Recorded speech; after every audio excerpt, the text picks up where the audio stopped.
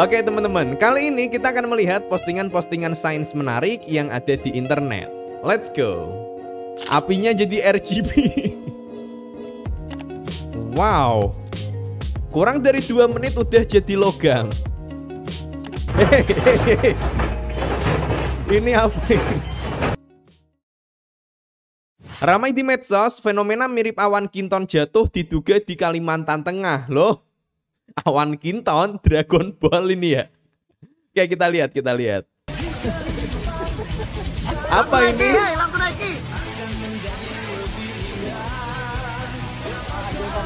Iya, Dragon Ball. Dragon Ball.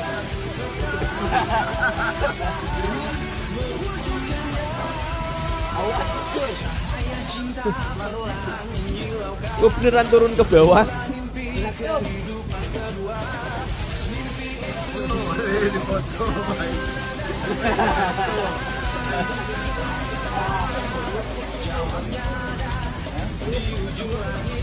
Mana bisa dipegang-pegang lagi? Sampai dipeluk juga. Apa ini? Terlihat sejumlah orang berseragam PT Adaro Energi mendekati gumpalan putih itu yang perlahan mendarat di permukaan tanah. Gumpalan tersebut kemungkinan besar adalah kabut yang terbentuk secara padat karena suhu dan kelembapan tertentu. Enggak sih teman-teman, kalau kabut enggak mungkin kayak gini. Karena kabut kalau dia padat, dia bentuknya akan berubah jadi air, tetesan-tetesan air. Lagi pula kalau kabut itu kan dia perlu suhu udara yang dingin ya. Yang suhu udaranya ini akan menyebar merata di area itu, bukan cuman terkonsentrasi pada bentuk ini aja. Aku belum bisa mastiin ini sebenarnya benda apa karena datanya kurang ya teman-teman. Kalau kameramennya maju kayaknya bakal lebih enak deh.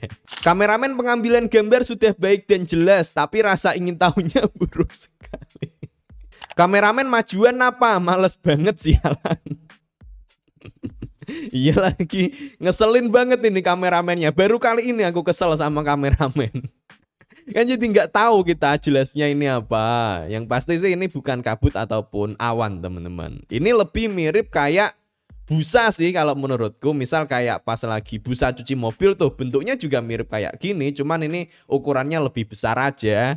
Di internet pernah ada yang bikin mirip gini, air sabun dikasih gas hidrogen atau helium. Nah, lebih masuk akal jadi air sabun teman-teman, busa. Cuman kalau ini isinya hidrogen atau helium, enggak. Karena kalau hidrogen atau helium nanti dia geraknya ke atas teman-teman. Ini ke bawah soalnya.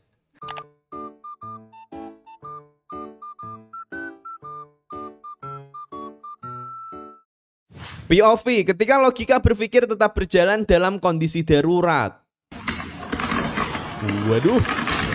Oh my god. Ada konslet. Pak, tiba. Takut.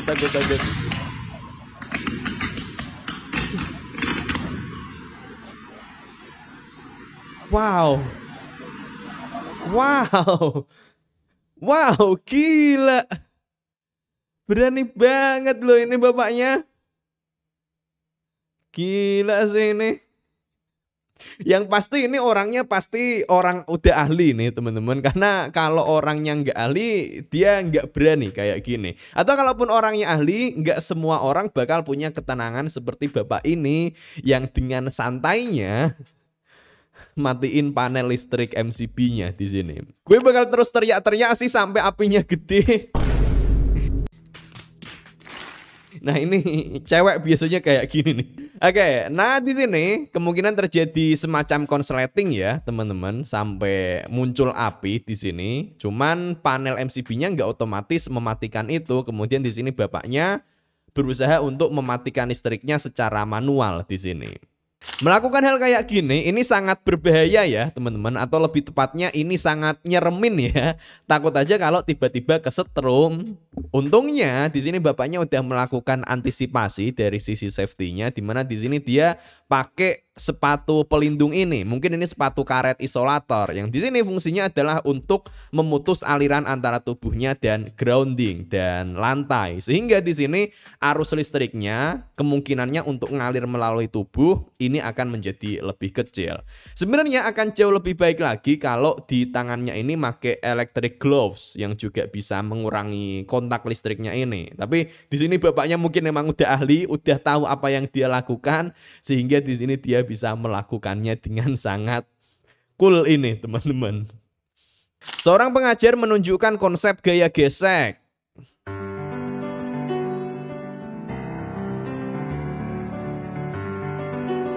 Oke. Siswinya naik ke atas punggung, didorong ke tembok. Oke, dan siswanya di sini nggak jatuh, teman-teman.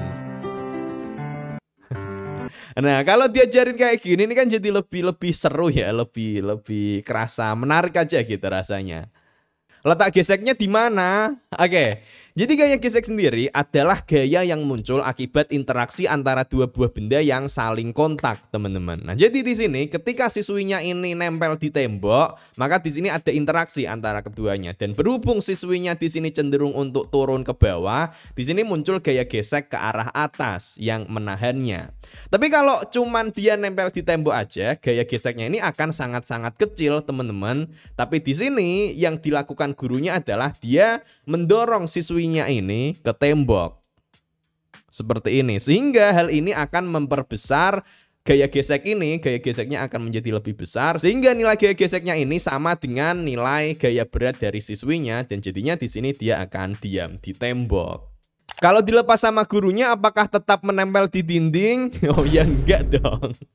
Kalau nggak ada dorongan dari gurunya, berarti gaya geseknya nanti yang muncul akan sangat-sangat kecil atau bahkan sampai nggak ada sama sekali, sehingga karena ada gaya tarikan gravitasi siswanya akan turun ke bawah, teman-teman. Kalau yang dilepas terus nempel itu namanya bukan gaya gesek ya, teman-teman, itu namanya dicantolin. Bisa-bisanya ada pewarna buat api. What is this, honey? Rainbow fire. I was shocked, honey. I was in tears almost. And it has a white refrigerator. Apinya jadi RGB. What is this, honey? Oke. Ini kalau di Dr. Stone ini auto Rainbow Bridge kalau kata Chrome di Dr. Stone.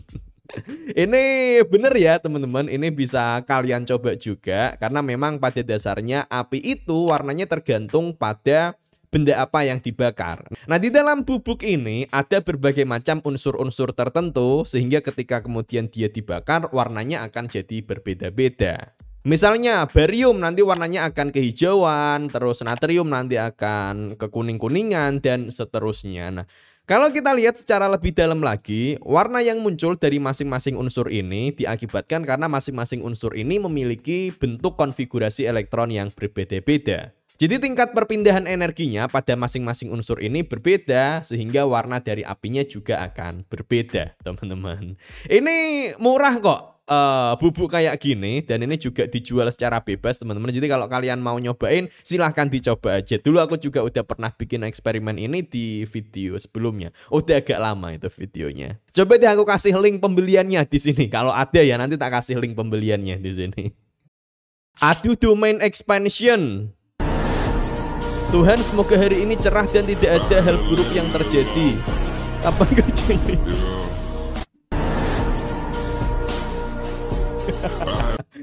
Aduh, domain expansion antara BMKG sama BNPB. BMKG ngurusin cuaca, klimatologi dan geofisika, BNPB ngurusin penanggulangan bencana. Bercanda ya, teman-teman, nggak seperti ini, teman-teman. Basarnas kerjaannya nggak pas bencana alam doang, jir, orang hilang juga dicariin. Nah iya, jadi nggak pas cuman bencana aja. Jokes aside, penanggulangan bencana itu nggak hanya saat terjadinya bencana, penanggulangan bencana itu juga terkait dengan mitigasi bencana dan proses pemulihan setelah terjadinya peristiwa bencana. Dengan kata lain, Badan Nasional Penanggulangan Bencana bertanggung jawab dalam meminimalisir dampak yang akan ditimbulkan oleh bencana, baik itu bencana alam, bencana buatan, dan bencana sosial di wilayah Republik Indonesia. Luar biasa ini. Ini jawaban yang sangat mendidik dari Harris Woodward 123. BMKG dan BNPB itu justru kerjasamanya sangat erat ya teman-teman. Misalnya dari pihak BMKG dia melakukan pemetaan terus memprediksi nih ternyata cuacanya buruk. Nah kemudian kerjasama sama BNPB untuk melakukan memitigasi bencananya biar dampak bencananya bisa lebih kecil nantinya. Begitu teman-teman. Jadi bukannya adu domain expansion, justru mereka saling fusion ini. Keren, profesor ini mampu mengubah tanah menjadi logam hanya dalam waktu 2 menit saja. Bukan sulap, bukan sihir, detik-detik tanah berubah jadi besi dan nikel dalam waktu 2 menit.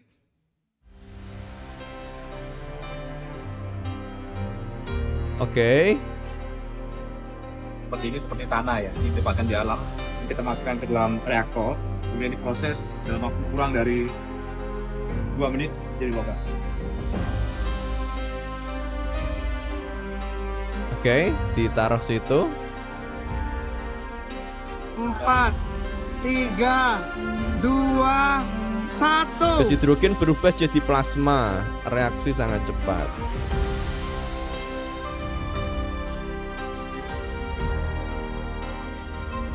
Oke.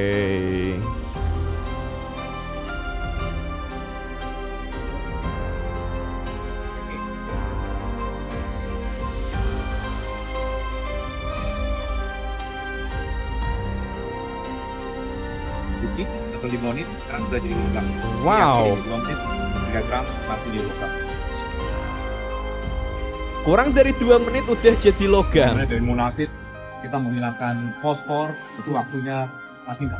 Oke. Dan sekarang bisa cuma under 2 menit, di bawah 2 menit. Kita sudah melihat sebenarnya 5 detik itu logamnya 2 menit betul. Wow. Wow, ini luar biasa loh teman-teman. Proses yang sebelumnya butuh waktu sampai berjam-jam, di sini dipersingkat cuman dalam waktu 2 menit aja. Dan di sini Pak Profesornya untuk melakukan reaksinya, beliau menggunakan reaktor plasma hidrogen. Baru tahu aku kalau di ITB ternyata reaktor plasma hidrogen itu udah dipakai buat eksperimen-eksperimen material juga. Luar biasa teman-teman. Keren. Ini harus kita apresiasi teman-teman penemuannya. Hanya saja di sini aku mau nambahin sedikit info aja biar nggak terjadi salah paham. Di sini tadi kan konteksnya di postingan internetnya ditulisnya mengubah tanah menjadi logam. Nah, pertama di sini yang perlu kita perhatikan ini bukan tanah biasa ya teman-teman. Tapi memang ini adalah tanah yang mengandung logam. Dalam hal ini yang dicontohin tadi tanahnya memang mengandung besi dan nikel yang kemudian direduksi atau dimurnikan sehingga didapatkan bentuk logamnya melalui reaksi seperti ini. Jadi bukan asal ngambil tanah dari depan rumah kemudian dimasukin reaktor dan berubah jadi logam. Enggak kayak gitu teman-teman. Kalau kayak gitu itu namanya sulap yang ngelakuin Deddy Corbuzier nanti. Proses pemurnian ini kalau di industri biasanya pakainya smelter atau tungku-tungku besar dan prosesnya butuh waktu yang lama. Sementara di sini proses ini diganti dengan reaktor plasma hidrogen yang prosesnya jauh lebih cepat dan lebih ramah lingkungan. Keren banget sih ini ITB. Luar biasa teman-teman. Reaktor plasma sendiri ada banyak sekali ya penggunaannya teman-teman. Kalau pengalamanku sendiri dulu pas masih di UK aku pernah lab visit sama profesor yang bikin diamond atau berlian. Dan beliau bikinnya juga dengan menggunakan reaktor plasma juga. Jadi bikin berlian di dalam laboratorium pakai reaktor plasma seperti ini. When a physics student becomes a payloader operator. Ketika mahasiswa fisika menjadi operator alat berat.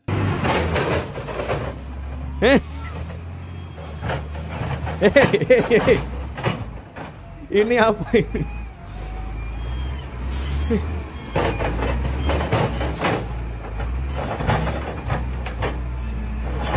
Alat berat bulldozer kayak gini malah dipakai atraksi.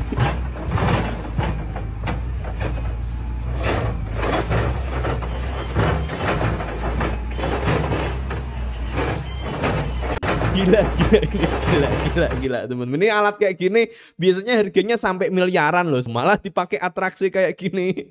Biasanya mah orang normal atraksi kayak gini makainya sepeda BMX gitu ya. Ini malah make alat berat coba. Nah, jadi di sini Pak operatornya dia menyeimbangkan antara beban yang ada di depan batu-batuan ini dan juga beban dari bobot alat beratnya, sehingga terjadilah atraksi seperti ini. Nah, menariknya gini, orang mungkin mengiranya kalau melakukan atraksi keseimbangan dengan alat berat seperti ini adalah hal yang sangat susah. Ya memang susah, pertama emang susah, tapi menariknya adalah melakukan keseimbangan seperti ini pada alat berat itu lebih mudah daripada pada sepeda BMX loh. Untuk memahaminya, kita bisa membandingkan ketika misal kita naruh tongkat di atas tangan dan kita seimbangkan. Antara tongkatnya pendek sama tongkatnya panjang, lebih mudah mana yang diseimbangin? Ternyata lebih mudah diseimbangin yang ukurannya besar ini, yang lebih panjang. Kalau kalian nggak percaya, silahkan coba praktekin sendiri aja. Misalnya ini make sapu, yang panjang ini make kain pel misalnya, make alat pel misalnya. Pasti nanti akan lebih mudah untuk menyeimbangkan alat pel ini di tangan. Alasannya adalah karena benda yang lebih besar ini akan memiliki nilai momen inersia yang lebih besar sehingga dia akan lebih sulit untuk bergerak. Jadi geraknya dia pelan-pelan di sini, cuman dikit-dikit aja. Sementara kalau bendanya itu lebih kecil, dia momen inersianya lebih kecil, dia lebih gampang bergerak, teman-teman. Nah, dan ini juga yang terjadi pada bulldozer ini. Karena dia memiliki momen inersia yang lebih besar, jadi dia cenderung lebih mudah untuk diseimbangkan. Hanya saja, benda-benda yang memiliki momen inersia besar ini, termasuk bulldozer ini, termasuk tongkat ini, ketika misal dia udah gerak, udah cukup jauh nih geraknya, nah ini dia bakal susah banget untuk dibalikin ke kondisi seimbangnya. Itu adalah kekurangannya. Oke, gitu dulu aja teman-teman untuk video kali ini. Semoga ada pelajaran yang bisa diambil, semoga bisa menghibur. Dan kalau kalian nemu postingan-postingan menarik di sosial media, silahkan tag akun sosial mediaku untuk kita bahas di video selanjutnya. Terima kasih.